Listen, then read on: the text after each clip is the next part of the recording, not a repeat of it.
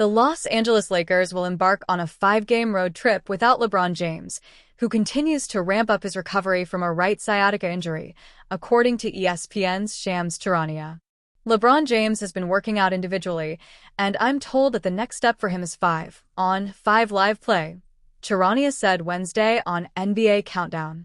He will not be traveling on the upcoming 5-game week-long road trip that starts in Atlanta this weekend.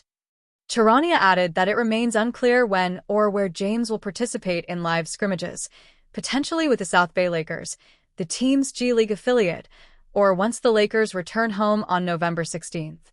The 40-year-old, who turns 41 next month, is entering his record 23rd NBA season and has yet to appear in a game this year.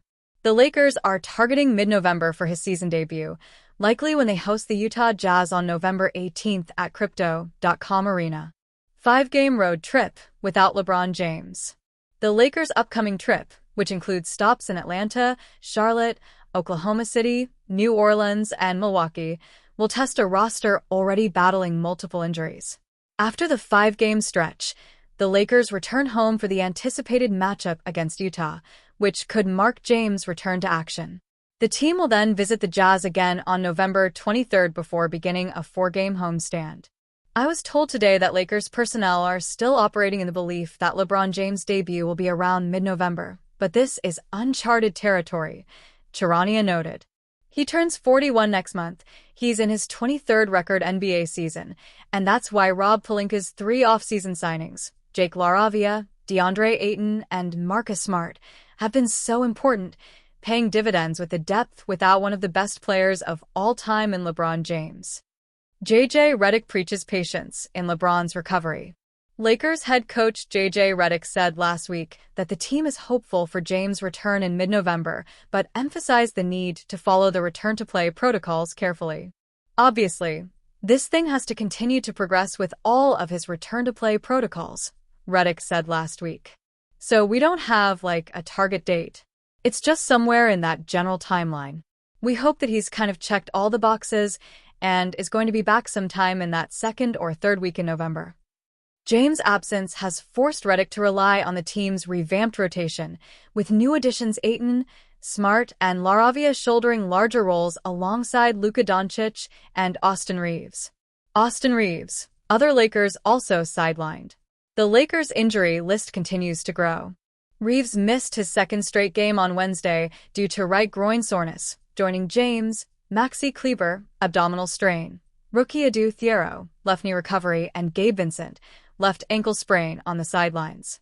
Redick told reporters before Wednesday's game that the team is being cautious with Reeves' groin issue, according to ESPN's Dave McMenamin.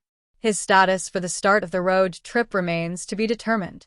Reeves has been the Lakers' breakout star early this season, averaging 31.1 points, 9.3 assists, 5.1 rebounds, and 1.4 steals through 7 games. He leads the team in points, 218, assists 65, three-pointers made, 21, and plus 46, among starters while shooting 49% from the field. Lakers thriving despite injuries. Despite missing the NBA's all-time leading scorer, the Lakers have started the season 6-2, entering Wednesday's primetime matchup against Victor Wembanyama and the San Antonio Spurs. With James nearing a return and Reeves expected back soon, the Lakers are optimistic that their depth and early season chemistry will help them sustain momentum. J.J. Redick had seen enough. The Los Angeles Lakers' 5-game win streak ended in ugly fashion Saturday night with a 122-102 loss to the Atlanta Hawks, and Redick's frustration boiled over. The first-year head coach's post-game press conference lasted less than 90 seconds, with curt replies that made it clear how disgusted he was by his team's lack of effort, per Larry Brown Sports. Playing without LeBron James and Austin Reeves, the Lakers never led after the first 2 minutes. They trailed 68-54 at halftime, managed only 18 points in the third quarter, and went into the final frame down by 26, Sports Illustrated reports. Even garbage time buckets couldn't mask how lifeless they looked on both ends. When a reporter asked Redick if there was a moment he realized the game was slipping away, the coach cut him off. "I realized that in the first 2 minutes of the game." When pressed on what he saw, Redick simply said, Nothing. He called the defeat very disappointing, adding, "They brought the requisite level of effort and urgency and physicality. Not a lot to like tonight." Redick loses patience with Lakers' energy. For Redick, the performance was a step backward for a team that had started the road trip strong. He made no effort to hide his disappointment in how the Lakers approached the game. "Very disappointing, but we're going to look at it for sure," he told reporters before abruptly walking off the podium. DeAndre Ayton, who finished with 11 points and 5 rebounds, echoed the sentiment. "They played phenomenal, but us not even damn near competing in the sense it looks bad on paper. It looks bad on the film," Ayton said. "This is one of them games where, yeah, the food gonna taste bad tonight."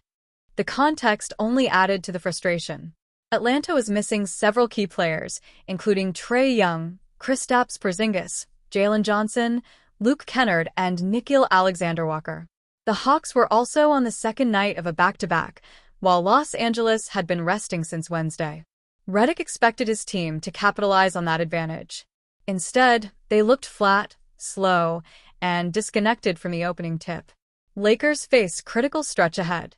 Despite the meltdown, Los Angeles still sits second in the Western Conference at 7-3, a solid start for a group still building chemistry under its fiery young coach.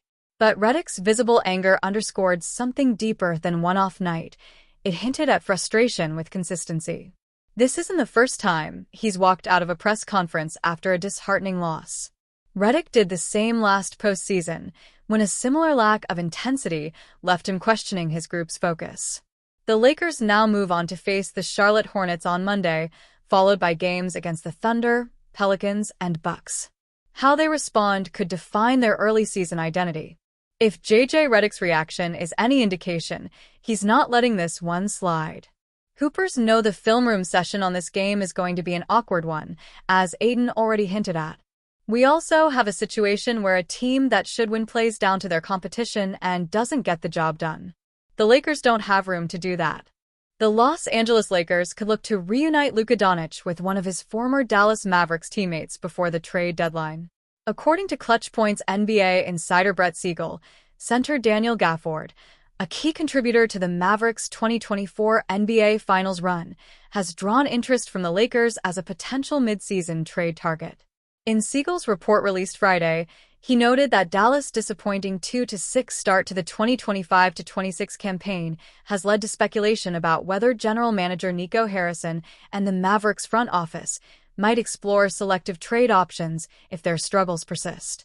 A 2-6 start to the season has many around the league wondering if Nico Harrison and the Dallas Mavericks will be selective sellers before the trade deadline in February if their struggles continue, Siegel wrote.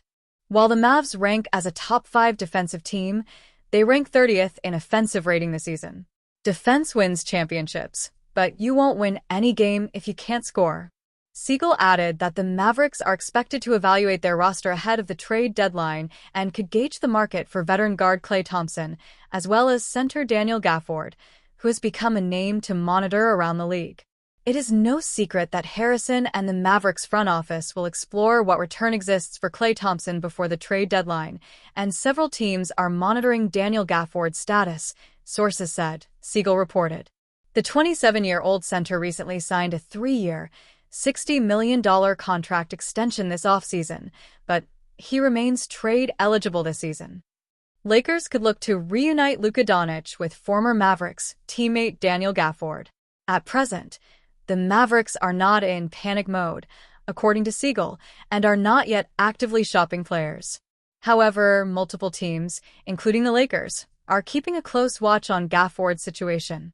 Coincidentally enough, one of the teams with strong interest in Gafford dating back to last season is the Los Angeles Lakers, sources said.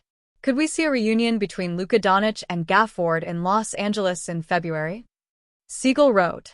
Gafford, who played an instrumental role alongside Doncic during Dallas' finals run last season, has appeared in 3 games so far this year after missing time to start the campaign.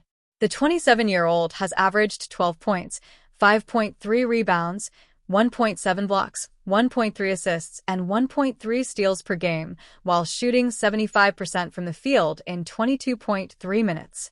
In his most recent outing, he posted 15 points, 8 rebounds, 2 blocks, and 2 steals on 6, 4, 8 shooting in 25 minutes. As of now, Gafford remains with Dallas, which will face the Memphis Grizzlies 3-6 on Friday night before wrapping up its 2-game road trip Saturday against the Washington Wizards 1-7.